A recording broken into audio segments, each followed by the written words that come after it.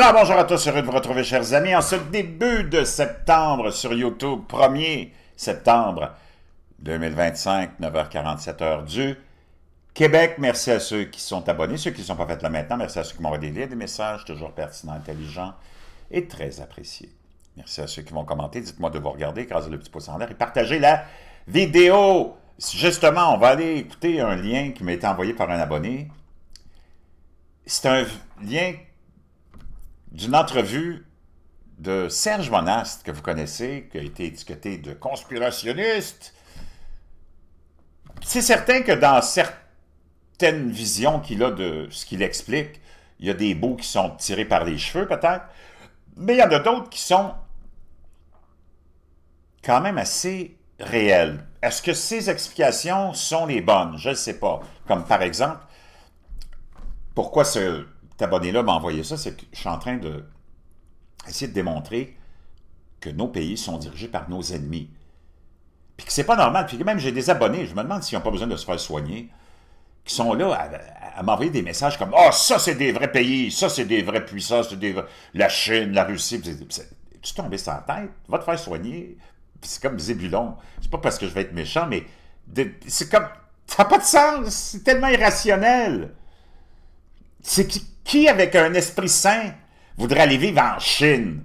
Qui, avec un esprit sain, voudrait aller vivre avec le Vlad Master?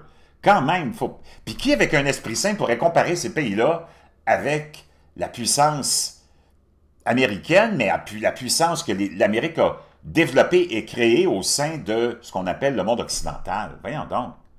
Je sais pas si as-tu vu le Chinois moyen, comment il vit? Dans quelles conditions il vit? Pas seulement économique, mais psychologique, avec un régime tyrannique. C'est parce qu'à un moment donné, tu peux bien être un idiot de service, mais tu peux pas aller aussi loin dans ça, là. Voyons, ça n'a pas de sens. As-tu vu un line-up de monde qui veulent aller vivre en Chine, Zébulon? Voyons. Puis je sais pas pourquoi absolument tu t'attaques, puis tu t'attaques. C'est qui Zébulon? C'est peut-être quelqu'un qui est payé, tu as plein de comptes robotiques, là. Ça n'a pas de sens. Ça n'a pas de sens qu'on en soit à praiser, comme on dit, à louanger des gens au pouvoir qui sont des psychopathes et qui ne donnent rien à leur population. C'est pas Xi Jinping qui a sorti, puis ni Mao Tse-tung, le peu de Chinois de la misère, c'est le capitalisme. C'est nos investisseurs corrompus qui ont voulu épargner de l'argent, faire plus de profit en allant exploiter des populations comme celle de la Chine, qui a, naturellement, en les faisant travailler 24 heures sur 24, tu vas améliorer ton sort. Ça n'a pas de sens. Le monde est rendu gaga. Il n'y a pas juste Lady qui est gaga. Tout le monde est gaga. C'est irréaliste. Mais non seulement de prétendre que, tu sais, comme la Russie, c'est pas parce que Tucker Carlson t'a montré une station de métro qui est propre, parce que, je vais dire une chose, tu vas te faire couper les mains si tu fais un graffiti là-bas, là. C'est pas parce que le monde, ils n'ont pas envie d'en faire, c'est que les conséquences sont grandes. Mais c'est du n'importe quoi. Ça n'a pas de rationalité. Le monde a perdu sa tête. Donc, c'est comme de voir des trans aux côtés d'islamistes à Montréal qui veulent prétendre libérer la Palestine. Donc, t'en es rendu avec... Tu es obligé de dire qu'on est comme dans une émission de South Park. Libérons la transnestine. Vois si c'est logique puis rationnel qu'un trans se mette avec un islamiste qui, la première chose qu'il va faire quand il va être libéré, c'est de décapsuler. C'est qu'on est devenu complètement cinglé. Gaga. Il n'y a pas juste les dés. Donc, les chrétiens sont décapsulés partout, il n'y a personne qui dit rien. Ça ne dérange personne. Israël n'est pas en train de commettre un génocide. On a programmé les gens en train de... La population palestinienne, ou de ceux que tu appelles la Palestine, qui existe seulement depuis 70 ans, c'est un concept que...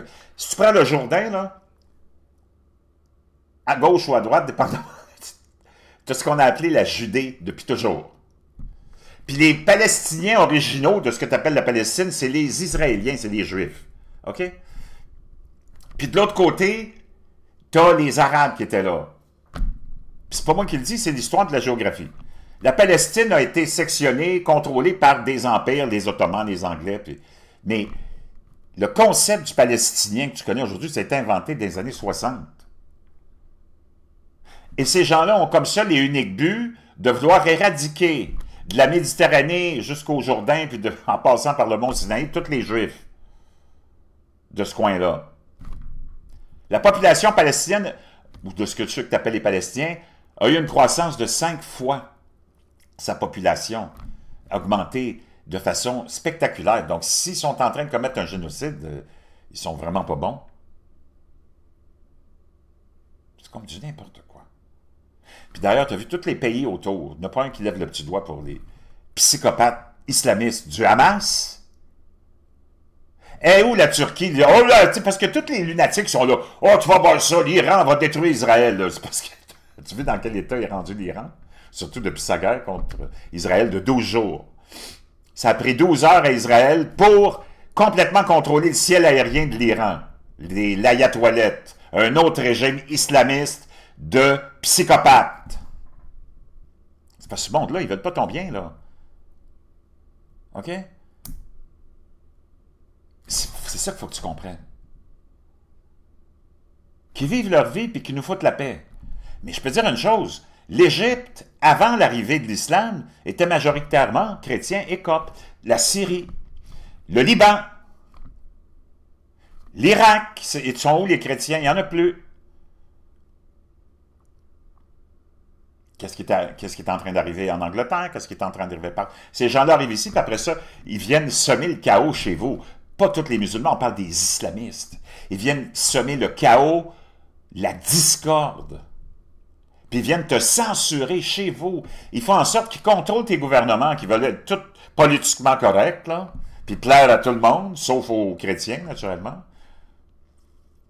Puis ils se mettent à te censurer, toi. Wow! Chez vous. Puis là, tu as des soulèvements partout en Angleterre, en Australie, en Autriche. Ici, je ne sais pas, je ne pense pas que ça se soulève beaucoup, là. Ils mangent toutes des... Ils sont tous à l'image de Lys Dion. Quand tu es rendu à ça, là, c'est plus dur de te soulever. Tu comprends? Non, mais à un moment donné, là, c'est que tu ne peux plus continuer à être un idiot de service. Moi, je ne comprends pas qu'au lieu, au niveau de ces dirigeants islamistes, psychopathes, qu'on finance avec notre argent, via l'ONU puis l'UNICEF, qui finance des programmes d'éducation dans ce que tu appelles la Palestine, auprès des enfants du tout jeune âge, à qui on déjà met dans la tête et en doctrine que ce serait une bonne idée de s'envelopper de dynamite puis d'aller se faire sauter dans un autobus ou n'importe où pour éliminer le plus de juifs possible.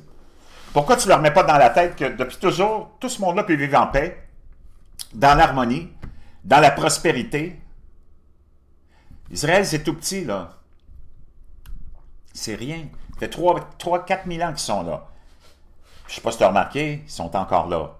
Puis s'ils voulaient vraiment éliminer les Palestiniens avec le complexe militaro-industriel qu'ils ont, là, ça leur prendrait moins de temps que le temps que je viens de prendre pour t'expliquer tout ça. Ils seraient déjà toutes parties, éliminés. C'est pas ça qui se passe. L'autorité palestinienne, qui est complètement démoniaque depuis le début, parce qu'ils n'ont que ça en tête, a refusé 5-6 propositions. Puis c'est qui gérait la bande de Gaza là, avant l'attaque du 7 octobre 2023? C'est ces psychopathes-là. Israël les laissait faire jusqu'à ce qu'ils viennent attaquer. Mais là, c'était... La dernière attaque, cette attaque-là, c'est celle qui a fait déborder le vase. C'est la goutte qui a fait déborder le vase. Là, il a dit, ben voyons donc, là, tu sais. Puis Israël est là depuis 3000 ans, les Juifs sont là depuis 3000 ans.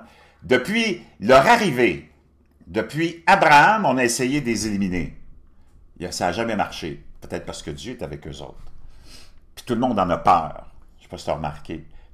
Ils sont entourés de 300, 400, 500 millions, 600 millions de musulmans qui ont presque pas toute cette intention-là, mais dans le fin fond de leur tête, ils ont toute cette intention-là de libérer la planète des Juifs. Les Juifs, ils ne te dérangent pas. C'est pas les Juifs qui viennent t'emmerder. Les autres, ils veulent faire de petites affaires entre Juifs, puis ils veulent surtout pas que tu viennes les déranger, puis ils veulent surtout pas te convertir, ils veulent rien savoir de toi. Donc, ils sont pas dérangeants, vraiment. C'est pas les autres qui viennent perturber le monde. C'est complètement cinglé. On est dans une inversion là, de réalité hallucinante. C'est là que tu vois que tous tes ennemis, parce qu'ils sont nombreux, attaquent une seule entité pour faire oublier qu'eux autres sont en train de tout prendre le contrôle de la planète. En Égypte, en Syrie, même en Iran, on a une république islamique, puis avant, tout le monde vivait en harmonie, en paix, puis tu avais beaucoup de chrétiens aussi, là. C'était pas un pays qui était religieux, puis ils sont pas encore plus religieux aujourd'hui, on les force. Puis on est rendu chez nous aussi. Tu as Bernard Drinville, le ministre de l'Éducation, avec sa nouvelle réforme, qui veut éliminer des 3000 mots que les jeunes enfants au primaire ont à mémoriser et à apprendre, les mots prêtre. Je pense qu'il y a un autre qui a affaire avec... parce qu'ils disent on les utilise plus beaucoup. Pardon? C'est comme... Tu vois pas ce qui se passe parce que tu es tellement programmé, tu es tellement manipulé. Puis c'est une attaque contre les chrétiens, mais ça ne va pas bien finir pour eux autres. Parce que ça donne que les États-Unis ont ramené Donald Trump. Puis lui, il est là pour, justement, remettre tout ce monde-là à leur place, puis leur dire, voyons donc, on va arrêter d'avoir peur de la Chine, on va arrêter d'avoir peur de la Russie, on va arrêter d'avoir peur de l'Iran. Voyons donc, c'est quoi cette affaire-là? Il dit, on peut toutes les mettre dans notre petite poche arrière, on n'a même pas besoin de déclarer la guerre, juste s'asseoir et les écraser. Pas la population, les autorités de ces pays-là qui ont des mauvaises intentions. Moi, ça me fait rire quand je dis « Oh mon Dieu, la Chine, puis la Russie, puis l'Inde s'associent, puis oh, mon Dieu, c'est danger pour les Américains. » C'est parce que si t'as trois... c'est comme... T'as trois pays de misère qui s'associent ensemble, ça fait 3 fois plus de misère. Oh oui, moi, on a vraiment peur de ça. C'est comme tes médias ici te programment que « Oh mon Dieu, t'as vu ce qui se passe? Poutine! Xi Jinping, puis maudit, mon Dieu, ils sont tous réunis, là, puis ça va être vraiment quoi? As-tu vu l'état de l'Inde, toi? Même, j'ai beaucoup d'amis indiens, parce que je travaille dans la restauration, c'est du monde formidable. J'aime le poulet au beurre. J'adore le poulet au beurre, puis le pain naan. As-tu vu l'Inde? As-tu vraiment peur d'une armée indienne, toi, là? Are you effing kidding me? La Chine, as-tu vu dans quel état la Chine est en... Il y a des révolutions, des soulèvements partout en Chine. Xi Jinping, pourquoi tu penses qu'il fait ça? Là? Lui, de toute façon, je te l'ai dit, c'est ses derniers moments qu'il vit. Là. Ils vont le décapsuler. Ils vont mettre quelqu'un d'autre. Parce que les dirigeants ne sont pas contents de la direction que la Chine a prise sous Xi Jinping. Les Chinois ne sont pas contents. C'est partout des... Tu le vois pas, ça, toi. Mais la majorité des... C'est pas parce que tu vois une certaine... petite classe moyenne qui s'est développée à Pékin parce qu'ils sont proches du Parti communiste, dans les grandes villes, va-t'en dans le reste de la Chine, c'est la misère, il n'y a plus d'emploi, il n'y a plus rien, surtout depuis la guerre tarifaire. C'est du n'importe quoi. Puis la Russie, ils sont au bord du chaos total économique. Puis même à ça, quand ça va bien, c'est quand même un pays qui n'arrive même pas à la cheville de l'État le plus pauvre des États-Unis. Voyons donc. On est-tu devenu cinglé? Donc, Donald Trump, lui, ce qu'il a fait, dans le fond, il n'a pas fait de miracle. Tout ce qu'il a fait, c'est qu'il a dit, voyons donc, il faut arrêter d'avoir peur de tous ces tyrans-là qui viennent chez nous, qui envoient leur population pour déstabiliser nos systèmes de l'intérieur. Parce qu'ils deviennent de plus en plus nombreux. Ils les ont laissés rentrer en quantité industrielle. Puis t'en veux de l'immigration, mais il faudrait qu'on ait des normes très claires. Tu t'en viens ici, mon chum, pas pour nous faire chier, là. Puis je sais pas si tu as remarqué, habituellement... Le flux de l'immigration, là, c'est tu pars d'un pays de merde pour t'en aller d'un meilleur pays, pas l'inverse. Il n'y a plus de rationalité.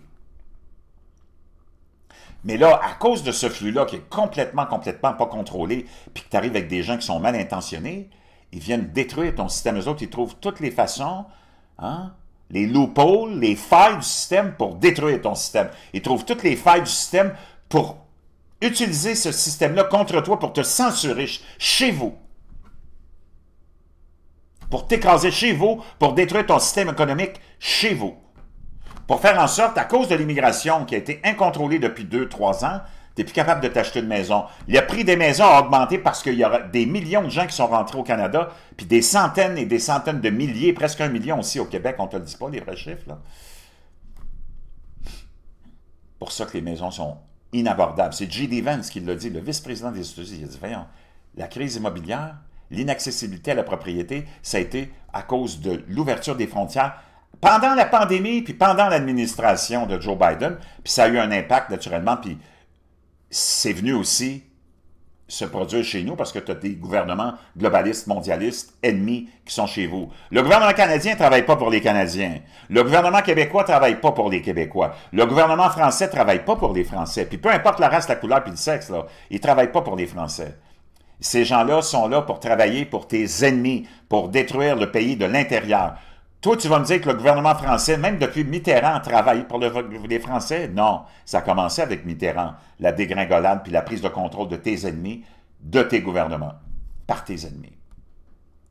Ça a commencé ici aussi avec, naturellement, Pierre Elliott Trudeau, avec son engouement pour la Chine, pour Cuba, pour le communisme, puis tout ce qu'il nous a fait subir. Puis ça découle, puis ça dégringole comme ça. Ça a commencé aux États-Unis. On pourrait dire avec Nixon, puis l'apogée, ça a été avec Tabarnak Obama. L'ennemi numéro 1 des États-Unis qui devient président des États-Unis. C'est parce qu'à un moment donné, il faut que tu te sortes la tête du trou de cul. Tu n'as pas le choix, là. Voyons donc. Penses-tu vraiment que les islamistes sont de ton côté? Penses-tu vraiment, toi, que le trans à Montréal, là, qui veut libérer la transnestine,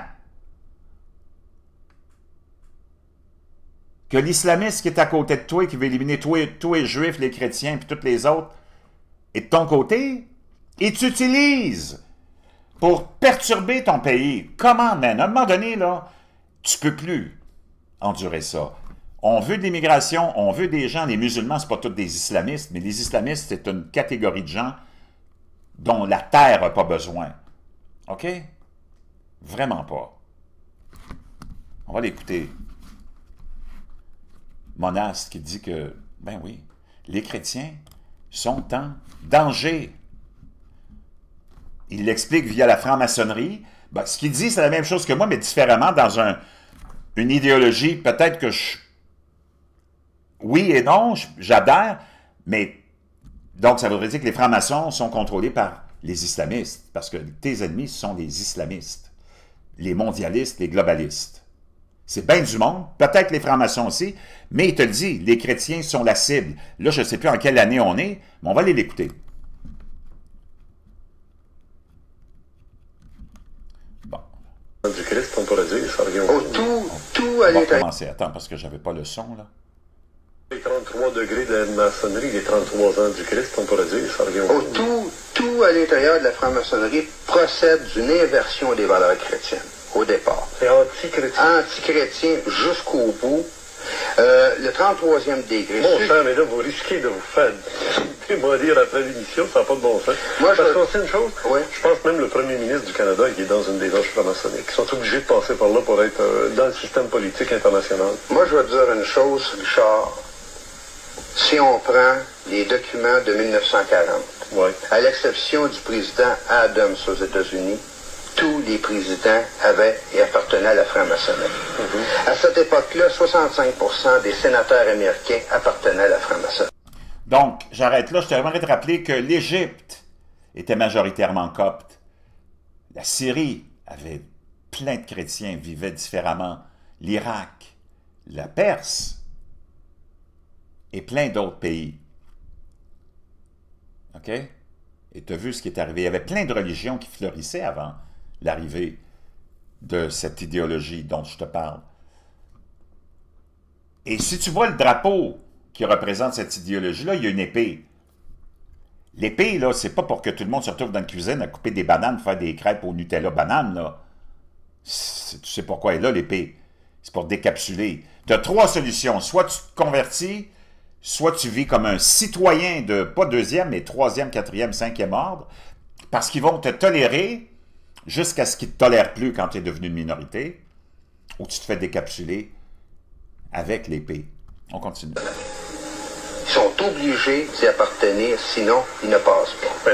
Puis tu as remarqué, la démonisation des Juifs, ça remonte pas à hier, ça remonte à il y a très longtemps, ça remonte à cette époque-là, ça a commencé là. Père de la Constitution américaine, Jefferson, Benjamin. Et il continue, c'est un peu long, mais ce qui est important de comprendre, c'est que tout ce qui se passe chez vous, puis on s'en est pas rendu compte parce qu'on nous a programmé, surtout au Québec, avec le BAG, avec le système artistique, le système de la télévision, à dénigrer la religion, puis à te mettre dans la tête que c'est la religion qui t'avait opprimé au Québec. Moi, je veux savoir comment tu peux avoir été opprimé quand tu es parti de l'Europe, tu es arrivé ici, puis que tu as réussi à développer ce territoire-là, puis à en faire une nation forte, les Québécois, qui sont devenus 6 millions, là, ils ne sont pas devenus 6 millions dans les dernières années, il n'y a plus personne qui fait des enfants, c'est tout devenu des androgynes stupides, qui pètent des confettis au couleur de l'arc-en-ciel.